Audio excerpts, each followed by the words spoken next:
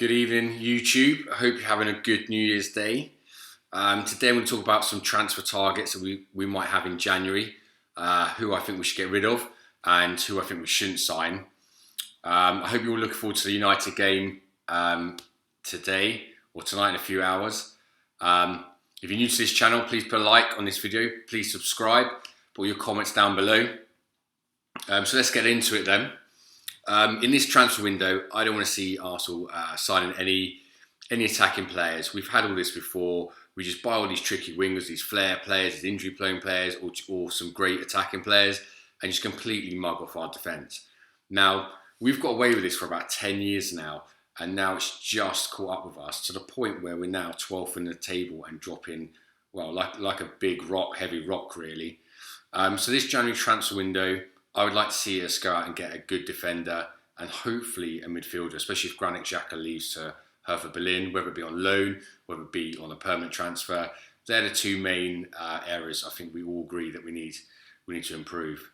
So some of the players we've been linked with, Upamecano, he's apparently available for £40 million because his contract's running down. He's got about 18 months left on that.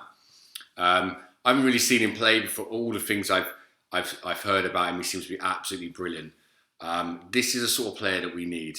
I'm sick as well of buying centre-backs or defenders that are just past it. We don't need a stopgap anymore. We need to go out and spend proper money on a proper centre-back. No miss around. So someone like Upamecano would be absolutely brilliant. Koulibaly as well. He's another one we've been linked with. Apparently the asking price now is 55, I think, because his contract's running down too. Before I think it was like 70, 80 million. But another guy we'd like to see in our defence. Saliba as well.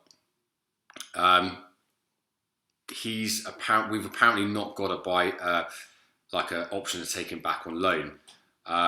That's fine, but obviously that can potentially be renegotiated if we desperately need him. I know some people are like, leave him there and stuff, but I'm not so sure we're in the position to be picky. I think we've got bad defence as it is, and half of them are injured anyway. We're really at our bare bones, and we're really desperate for someone or something to happen so we solid up our defence. If not, I can just see us not winning again and just go further and further down the table. I don't want people to think that we're too good to go down, because we're not. No one's got a divine right to stay in the Premier League. So I think all these things need to be looked at. Some of the other players we've been linked with, Joe Worrell, Nottingham Forest. No, I'm sorry, not good enough. Apparently he was absolutely shocking at Rangers. And it seems like another sort of Cole Jenkinson sort of type of transfer. We're not interested. We're Arsenal Football Club. We should be going out for like top players like Koulibaly or Upamecano. Boateng of Bayern Munich, again, another player who's sort of past it now. I don't want to stopgap for a year and a half. We already had that in Socrates anyway, and look how that's turning out this season. And the other centre-back we linked with, Demirel, the Turkish defender who plays for Juventus. I think he's like 4th or 5th in line. Again, I've not seen him play. I've heard good things, but how do you know he's going to be good enough? He can't even play in Serie A, and that's a really slow league. So, I think Upamecano or Koulibaly would be the best options for us to go for. Having said that, Bellerin, Kolasinac and Mustafi will be linked with moves away. I think Mustafi we tried to get rid of in the summer. Couldn't even get anyone to take him. Bellerin's been linked with another move back to Barcelona. Personally, I wouldn't be against it. I don't think he's lived up to his potential. And any time he has been in the team, give it 5-10 games, he'll be injured again. I'm not hugely bothered if Bellerin would leave the club, if I'm honest. I know some people might have other opinions than that. That's cool. Leave it in the comments below. Let me know what you think. And Kolasinac, he was linked with, I think, Napoli before and Roma. Again, this is a player that I'd like to see leave the club. Kolasinac cannot defend. I don't care what anybody says about him. I don't care if he got him Player of the Year or the German Team of the Year 3 years ago at left back. He can't defend, and he can't even cross the players in the box. So going forward, so seriously, what's the point of him? Just get rid of him, get the money, reinvest it with someone who actually knows how to defend. That's the defence. Moving on to midfield, Rabiot's been linked recently. I think the latest is that we're looking at Rabiot as a loan move to the end of the season with a potential transfer. I think that depends on whether Xhaka leaves to Hertha Berlin. And again, that's potentially on loan with a view to, I think, a £25 million move at the end of the season. And again, Arteta will have the final say in that. But then, who knows, Xhaka might want to leave. And that's cool by me because I don't rate him anyway. Other players linked with is Partey of Atletico Madrid. Brilliant player. Would absolutely love to see him. If they're willing to sell him, it's exactly the sort of player we need at the club. So I'd take him straight away. And the last central midfielder would be Ndidi that we've been linked with. I can't see that happening, unfortunately. I think he's an absolutely brilliant player, exactly what we need. But I just can't see it happening, especially in January. Xhaka, I've already talked about him potentially moving. The other two Arsenal players that might be on the way out are El Neni, who's currently on loan out to Besiktas. He's got a lot of interest now from AC Milan. He's been getting regular games at Besiktas. I think he's played about 20 games to them now. So hopefully he's someone we can move on and maybe get some money in for that can be reinvested back in the team. And Torreira, again, he's been linked with Napoli. If you'd have asked me a few months ago under Emery, I'd probably said, do you know what, sell him. He's not been that great apart from the first 6 months he was here.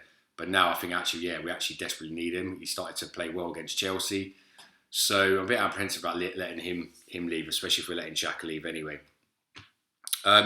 Moving on to wingers.